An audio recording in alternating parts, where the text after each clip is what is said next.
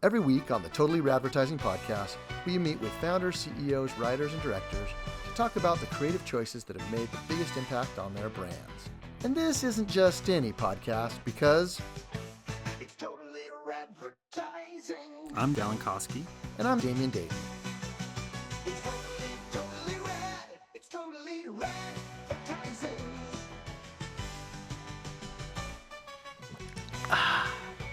And welcome back to the Totally Advertising Podcast. I'm Damian Dayton, the creative guy. And I'm Dallin Koski, the performance guy. And today we're joined by special guest, Rob Duffin, serial entrepreneur, CEO, and COO of Aquavis water filters. Welcome to the show, Rob. Thanks so much. Excited to have you. Aquavis is a really cool product. We've got it in our home. We love it. It's so nice having filtered water in our house, but I guess I should have given everybody a spoiler alert. Why don't you tell us what Aquavis is, you guys do? Yeah, awesome. Well, it's the idea was born because water is important. If you haven't realized, we all drink water every day, or should be, drinking water every day. The only thing that's more pressing than water really is air.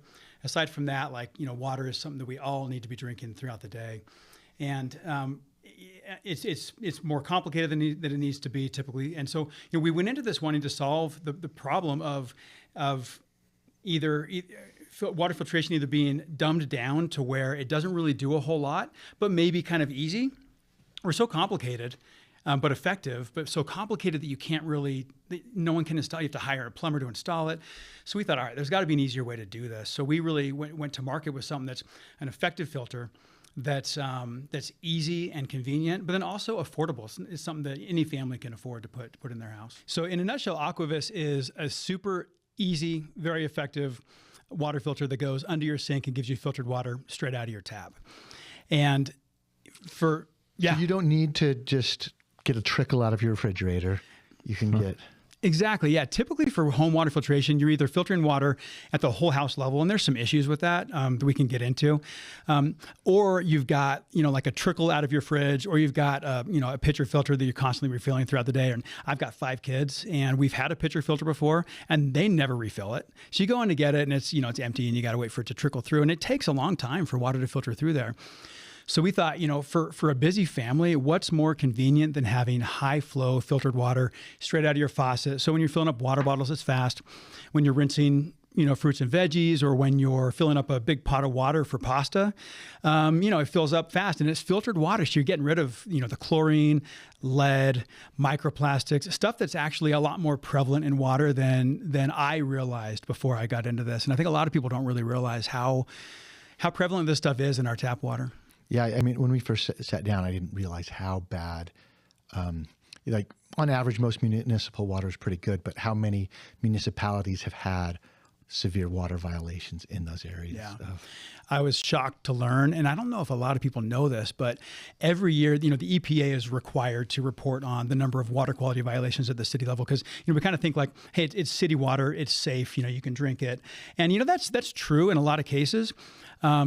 But, one, the chlorine tastes really bad, and all city water is chlorinated because it kills the bacteria. And that's a good thing, but it just doesn't taste very good.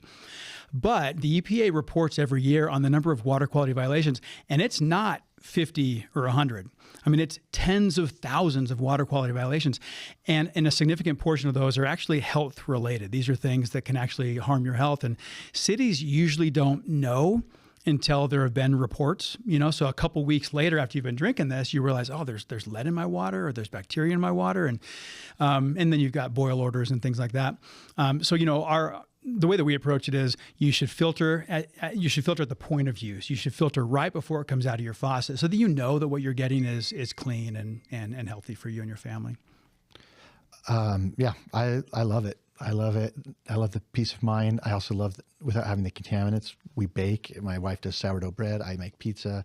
Makes our pizza better. Our water tastes better. It's fantastic. Yeah, and a lot of people also don't realize that they want to compare filtered water to bottled water, but it's a completely different organization that manages the quality of bottled water. That's the Food and Drug Administration, and there's less than half a person assigned. It's a half of a person assigned to the quality of bottled water. And so you can't compare apples to oranges there, but Right. tons of problems there as well. Yeah. Well, very cool. Water is something that we all need. Let's talk about something that we also, all of us need, which is commercials. Yeah. So we've got a commercial for you today. We're coming off the Super Bowl, so we've got some commercials that we didn't talk about the other day. So let's talk about this one, and we'll go to it right now. Mum, Dad? We have something to tell you. You have a twin brother we never told you about. I'm sorry. So? What's his name? Other David. You called him Other David. If there's two Davids, one has to be Other David. Where is he? Left him in America. Are you... Beckham. Dave Beckham. No way. Hey, what'd you say your name was? David, Try one of these. That is the best buffalo wing in the county. you eat buffalo? No, it's just chicken. It was invented in Buffalo, the city. So it's not buffalo. You all right, man? Still got it? Come on, guys. Sorry, it's a thing I do. You drink Stella? I have taste, David. There's something I have to tell you. My brother is a famous soccer player? Yeah. So how famous are you? Like Matt Damon famous? Maybe Ben Affleck famous. That's a shame. Yeah, that one kind of won me over at the end there, that last joke. So, a good one. Rob, first off, we'd like to just ask everybody, did you like it? Did you like that commercial? I did like it. Yeah, I did. You want me to say more now, or is it No, kind we'll of a get rapid into fire? it. Dallin, Okay, all right, first sounds impression. I did like it. Yep. Is it- And yeah. Very likable commercial, which, Yeah. I think sometimes that's a win, even if it's not hilarious. Like, people are like, I could hang out with that commercial. good. Yeah, you Being can't go well- wrong with that cast. Yeah, That- exactly. Everybody likes those two people, I think. Yeah. Okay, so these are my 4 advertising questions that I like to measure the effectiveness of a commercial. First one, did you like it? So everybody, yeah, we all kind of liked it. Who is the brand? I'm going to tell a story. Okay. So one of the things my wife loves about me most is that I don't watch sports. So I did not see this. When I didn't watch the Super, I've never watched the Super Bowl. I'm that guy. I'm boring that way. Yeah. But I always go in later. I feel like you and I could be best friends. Yes, So, exactly. Yeah. But I always go in later and watch all the commercials. Find them on YouTube. So my wife and I were watching the commercials, and this one we actually watched multiple times because we both liked it. We thought it was funny and it was enjoyable. But just this morning, I asked her. I said, "Hey, you know that?" I said, the other David Super Bowl commercial?" She's like, "Yeah." I was like, what's that for? And she thought about it, and she actually got it right. But I never would have gotten it right. I never would have remembered exactly who it was. But what's funny is my 11-year-old son was there in the room too, and he's like, "Oh yeah, that's the beer that's all over Spain," because we just moved back from Spain. Yeah. We were over there for a year and a half, and so whatever they're doing in Europe, like my 11-year-old son knew the brand from Yeah. billboards or whatever. But from this commercial, at least for me, and I'm not a beer guy and I'm not a football guy, but I wouldn't have I remember a lot of things about. I remember that it's the other David commercial, but I wouldn't have remembered, who the brand was. Yeah, I remembered it was Stella Artois, but I'm aware that I'm going to ask that question, and I also lived in Spain too, so that might have Yeah. been. Did that work for you? They did a couple things beyond being clever to help you remember the brand. The very first shot is of one of their signature glasses being filled with beer. They bring it up, and then towards the end when he's like, "Oh, you're drinking Stella," he's like, "Well, I have taste," Yeah. Didn't have anything to do with the story, but of the ad, but they brought it in a couple times, I think, to make that hit home. Did you learn anything about the features of what makes Stella Artois a better beer in the course of it? I mean, I think they suggested I have taste. So Yeah. it's like, You're cool if you drink it. I you're guess. cool. It's a Yeah. sign of taste. David Beckham seems to like it. Yeah. Well, and those are more the benefits, right? Like you're cool if you drink it. It's more of like, hey, you're hanging out in the backyard with friends, and but the features of it, I don't know. I don't know a whole lot about the product from that commercial. I would say. I would say what worked for me less well, and then the last question is, are you likely to buy it? But we've established you're not really a beer drinker. I'm not really beer. But among 11-year-olds, it may be he's killing Maybe I ready it. should to be buy it. concerned. Yeah. Yeah, he's like, He's waiting. it's either 21st birthday.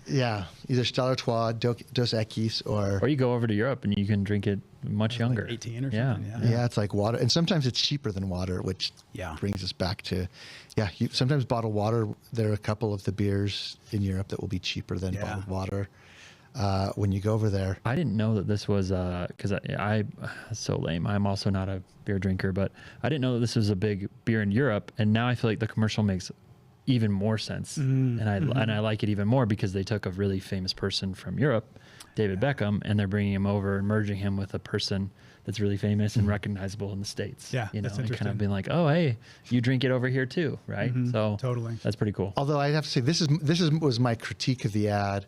I was like, I don't know if you needed to have Matt Damon playing the other brother, because anytime you have a celebrity playing themselves, you're anchoring this in the world. This is like a minor critique for me, but I'm like, it would have been more interesting to have just a guy that looks kind of like David Beckham, but not David Beckham. You get the star power of Matt Damon, but I feel like once you've got David Beckham, I would have had either Matt Damon play himself and not like, oh, Matt Damon is your long lost brother, Yeah. and he's playing himself, and Yeah. you know, because they still played into that with that final joke, which is the main joke that made me laugh.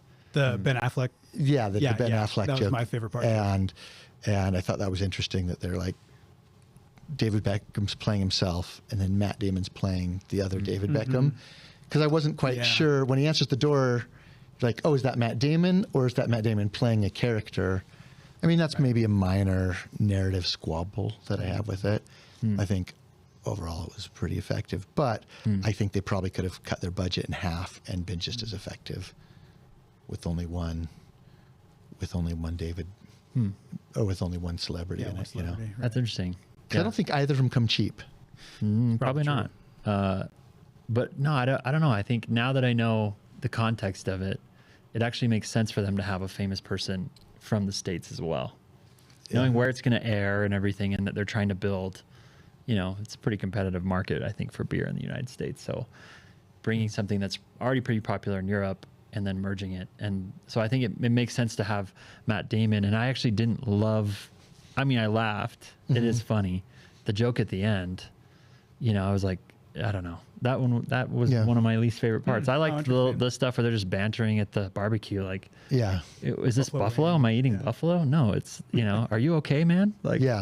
I liked a lot of that stuff, you know? Well, and I think that definitely makes Americans feel proud of ourselves, and we're like, oh, they don't know about our things here that we have that are great. Yeah. Right. Yeah. I had to explain to my son on Saturday night that hamburgers don't actually have ham in them, because he was asking what the difference between a cheeseburger and a hamburger was, and I'm like, well, duh, it's obvious. A cheeseburger has cheese and a hamburger doesn't. And he's like, but, and I was like, you know, it's in the name. And he's like, yeah, but they say ham in the name and they don't have ham in them. And so I I'm like, got you there. Yeah. you Right. totally roasted me. Yeah. Yeah. It's a good one, though. Good ad. Yeah. Yeah. Good ad. Other David. Full win for that team. You know, we got to find a win we have a lot of beer drinkers on, and, you know, the beer commercials typically do well. And I had another one I wanted to share, but maybe we'll pick it up in next episode. Another beer ad. Oh, man. We do so many beer ads for non-beer drinkers. They're some of the best ads. Yeah. They are. It's true. What were you doing before Aquavis? What were you working on? So I actually, for years, I was working for another water company. And that company was, we made ultra pure water filtration systems, big systems that are specifically for medical labs. And it makes water, it makes the water that cleans the blood analyzer, because you've got to clean the blood analyzer with water that has nothing in it. Otherwise it throws the results off. So, these were water machines for that. And that's actually when I got my interest in water, because I started to realize, like, hey man, like there's a lot of stuff in tap water that has to be stripped out. Now for a consumer product, like in our homes, we don't want one of these big systems, because this water is actually not healthy to drink. It's so pure, it draws It'll pull the nutrients out of your minerals out of our blood. body. Yeah. Exactly. Wow. So I thought, well, we don't want to go that far, you know, but we want to create a really, you know, what's in our water and what's it going to take to get that stuff out, but leave the healthy stuff in. And that's what Aquavis does. As you were in the medical water filtration world, what did you what did you come to feel about what's commercially available for consumers as far as water filtration, what's out there, the competitive landscape? Yeah, it's a pretty broad landscape. And it's funny because 91% of Americans filter their water, but the majority of those are using a pitcher filter or a fridge filter. But typically, those are considered basic filtration that make your water taste better, but they're not usually, unless you're paying for the premium version, as most people don't, they're not getting out a lot of the contaminants.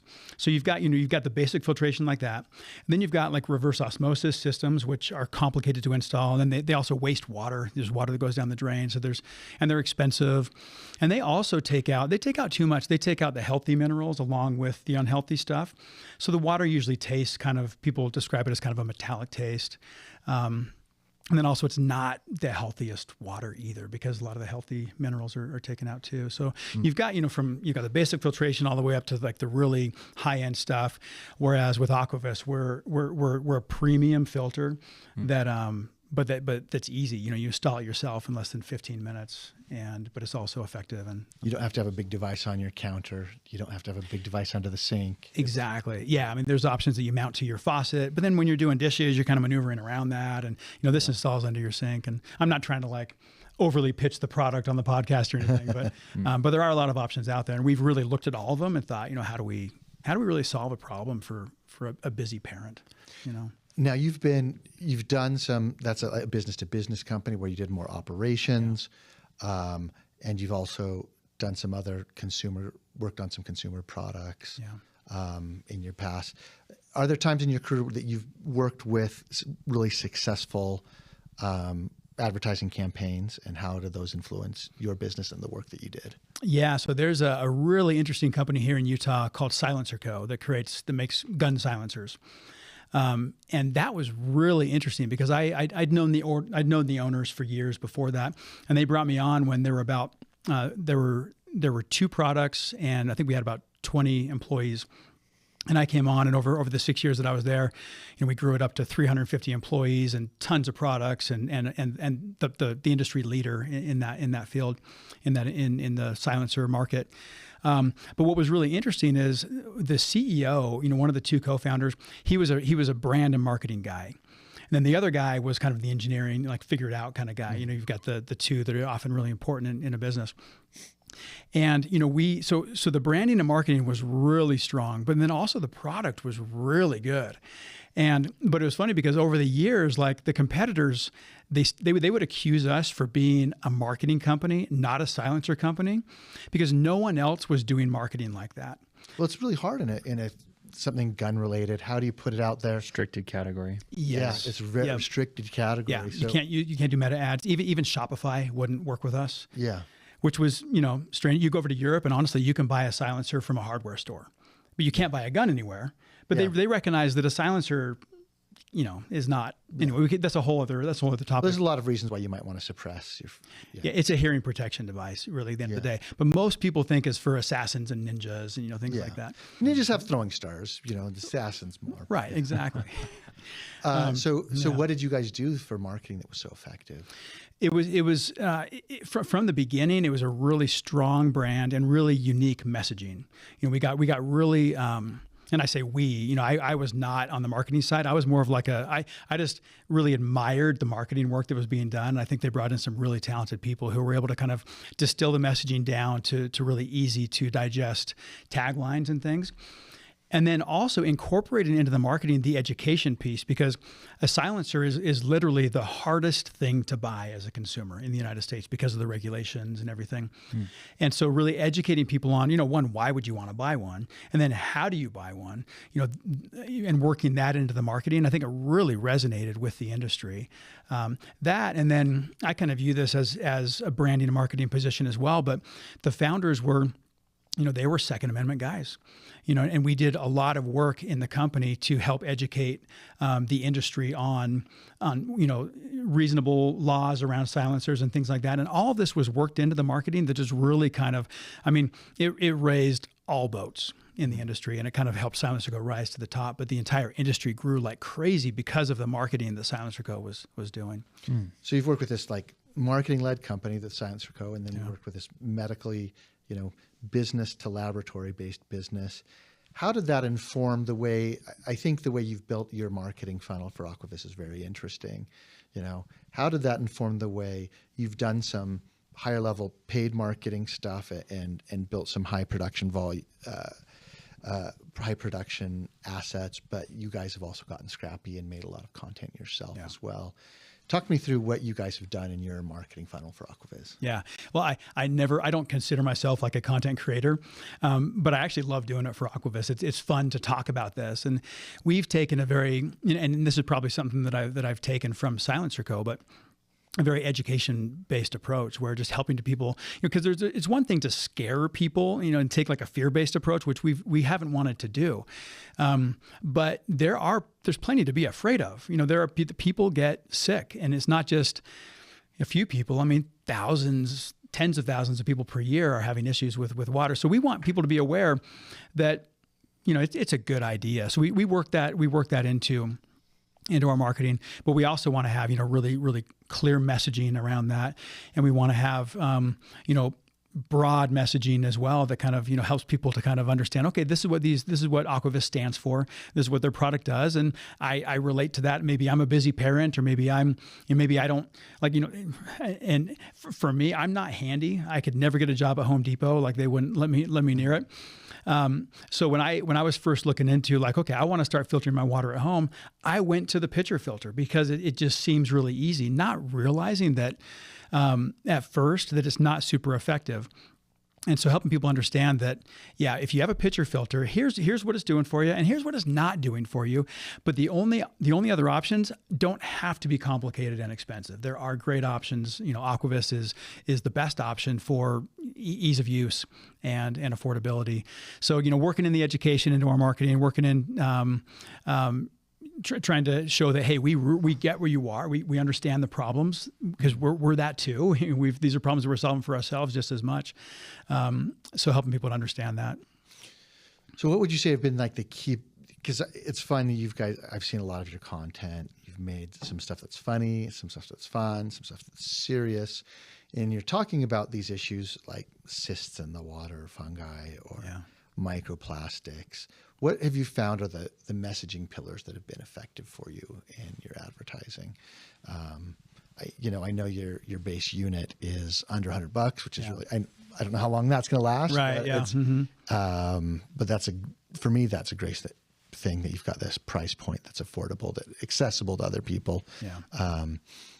What are the other messages? Because you've also managed to talk about all these contaminants without scaring people, I believe. Yeah. I think you've done a really good job of that. Yeah. Thanks. Yeah. What have you found are the messages that are most effective?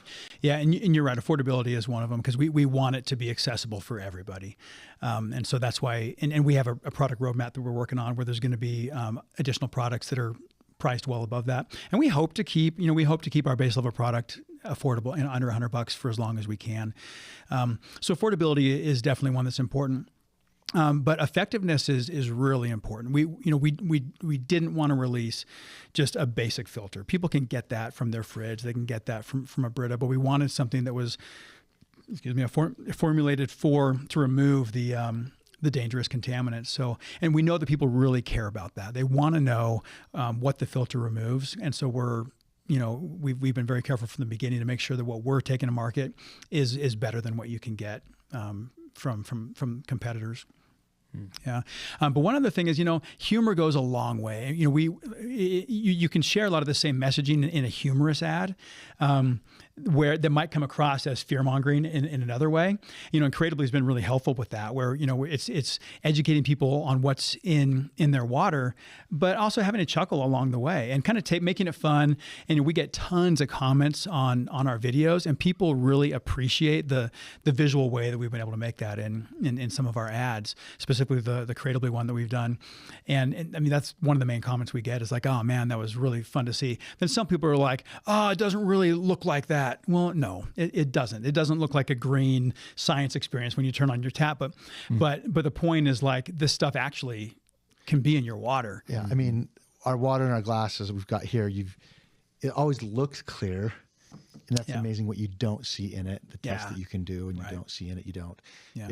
You've got the municipalities put chlorine not just to purify it, but to keep it pure from their facility to your house. Exactly.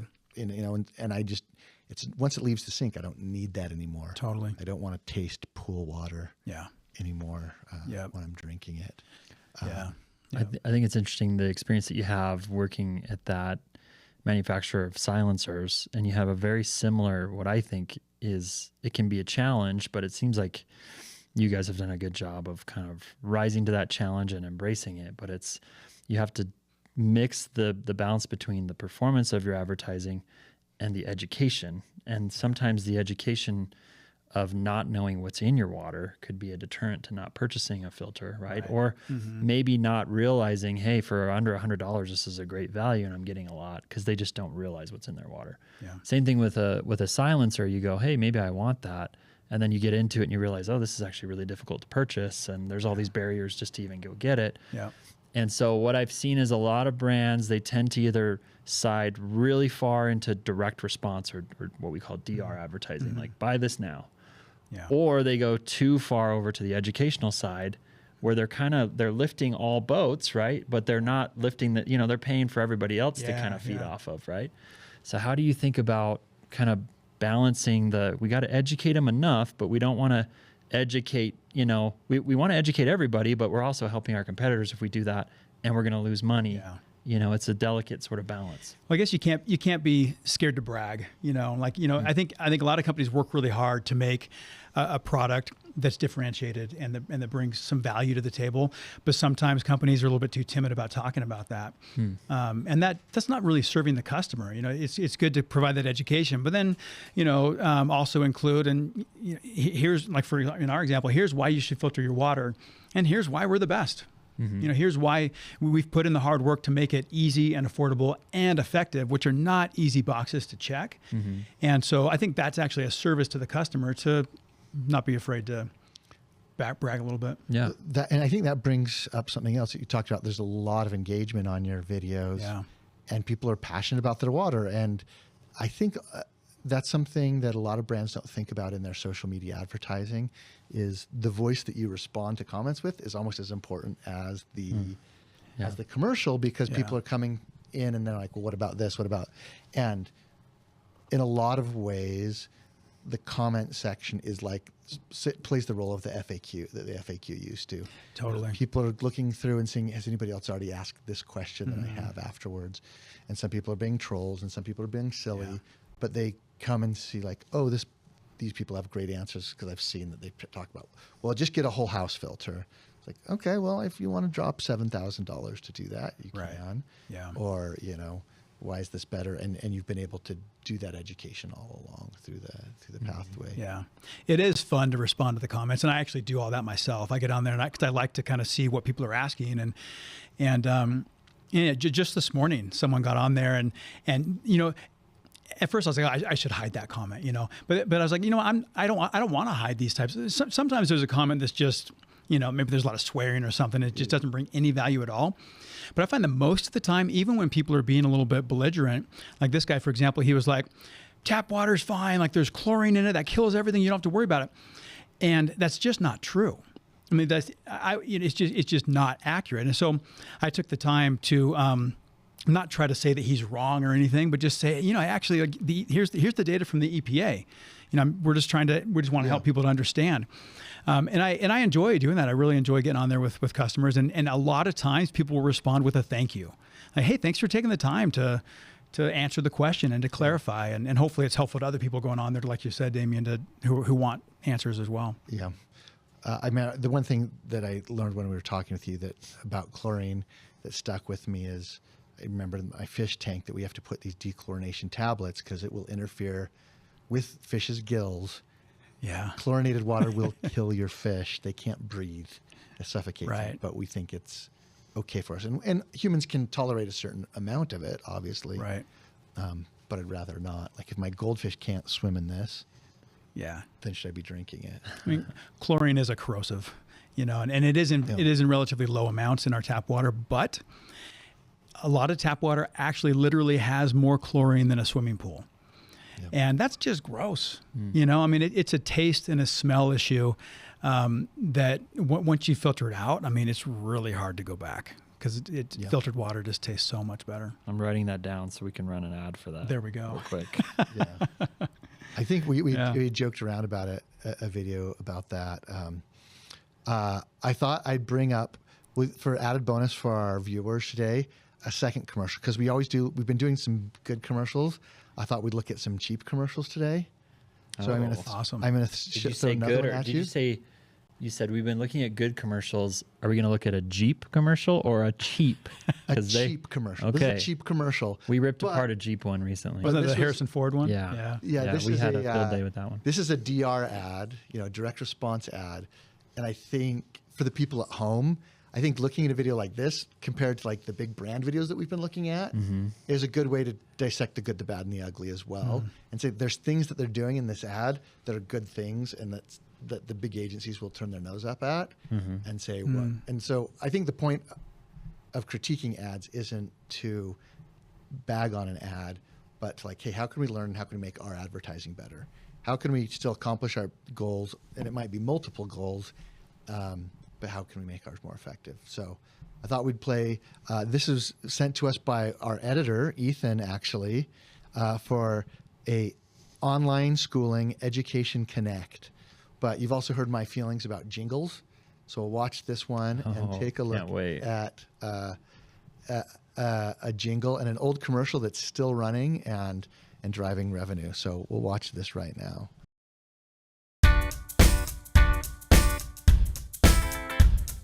I'm working for an hourly wage. I went to high school, didn't do great. Still, I gotta make more cash. More education is what I'm looking at. When I get a degree, I will make a bigger salary. So now I've got to see which college is right for me. I went on the internet and found Education Connection. I took some free tests to find out my direction. I'm taking my classes online, getting my degree on my own time. Education Connection matched me with the right college for free. Get connected for free with Education Connection. Get connected for free with Education Connection.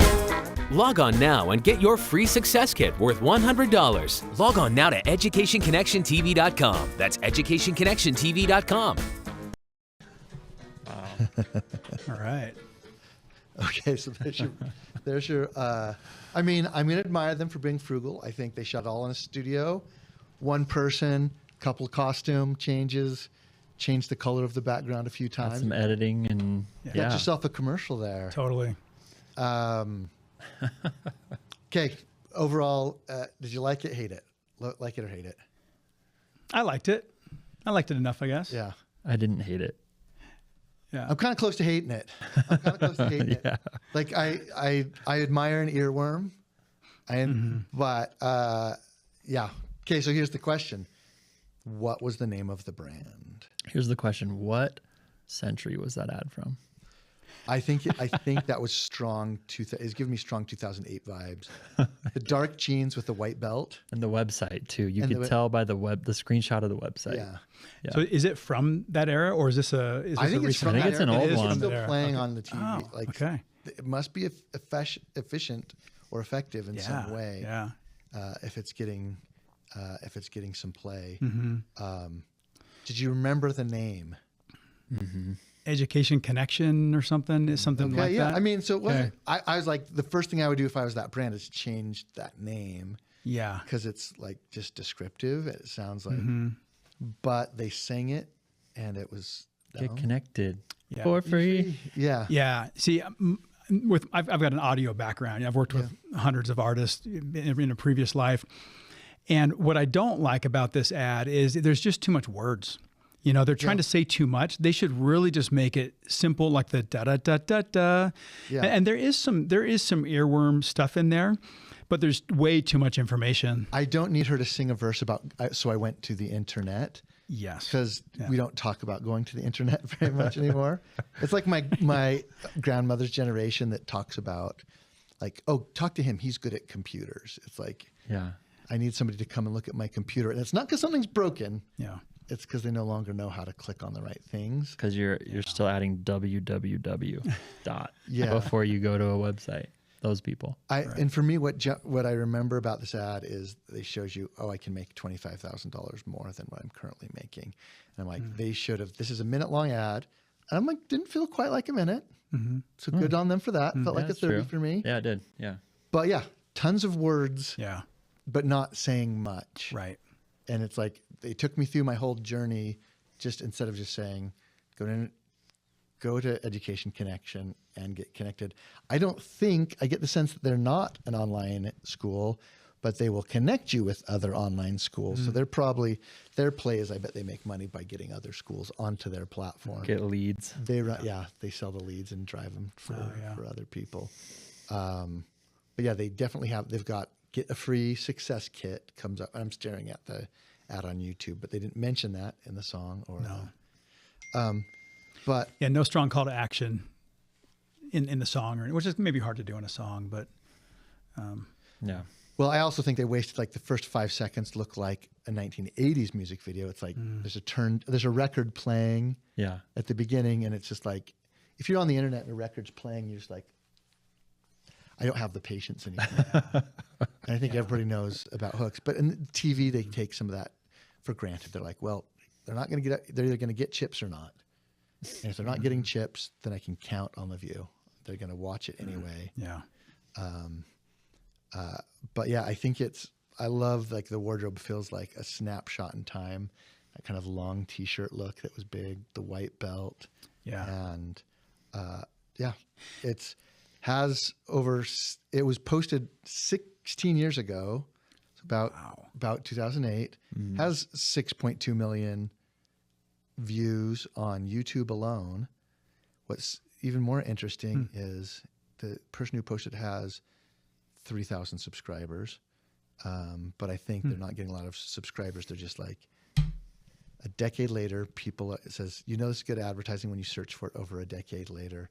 So they've done something where they weren't forgotten. Yeah. And I think I would not want to put this commercial out myself, but I think how often that hurts brands. They want to be cool so bad that they don't put stuff out. They're waiting to put it out perfectly. Like having an embarrassing ad is not the worst thing. Having something that everybody's forgotten and isn't driving revenue and a company that sinks, I think is the worst thing. Yeah. What they should do, because they've got something that people are still watching, they should take that concept and do it again, but push it a little bit further. Like own the 90s feel or whatever it is, and just make it a little bit funnier, refine the messaging a little bit, and capture the audience that enjoyed that first ad, and then just kind of like feed them something else that's a little bit fresher.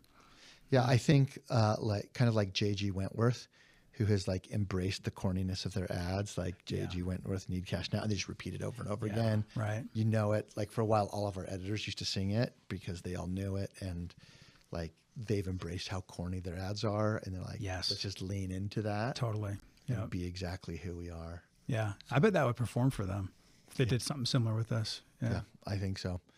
Well, Rob, I want to thank you for joining us. Yeah. Thank you so much. And we'll see those of you that are following us. You can catch our episodes now on YouTube. You can find us on Spotify Video, Apple Podcasts, and now on YouTube, where you can actually watch the videos.